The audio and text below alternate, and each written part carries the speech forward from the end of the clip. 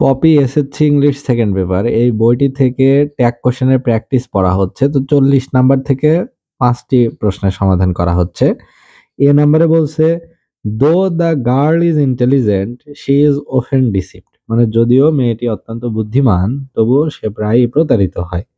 তাহলে she is often deceived এই অংশটুকুর tag করতে হবে। দো অলদযুক্ত অংশটির এইটুকু করা যাবে না। তাহলে শি ইজ অফেন ডিসিভড এর ট্যাগ হচ্ছে isn't she.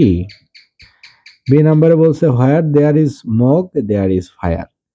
Where there is smoke এই অংশটুকু করা যাবে না, ডাব্লিউ ইজ অংশটুকু।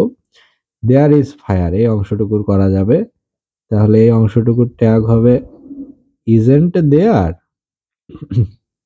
সি নাম্বারে বলছে strike the iron while it is hot. Strike STRIK strike মানে আঘাত করা, অর্থাৎ যখন লোহা গরম থাকে তখন এখানে আঘাত করা, তাহলে সঠিক শেপ দেওয়া সম্ভব।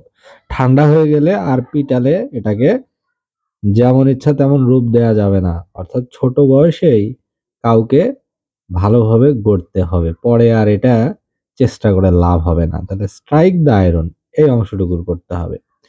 তাহলে এটা একটা ইম্পারেটিভ সেন্টেন্স, এর ট্যাগ হবে উইল ইউ বা ওন্ট ইউ।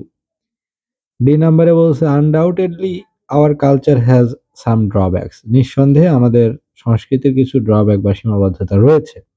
তাহলে আওয়ার কালচার হ্যাজ, আর কালচারের জন্য হলো ইট, তাহলে এটা ট্যাগ হবে হ্যাজেন্ট ইট।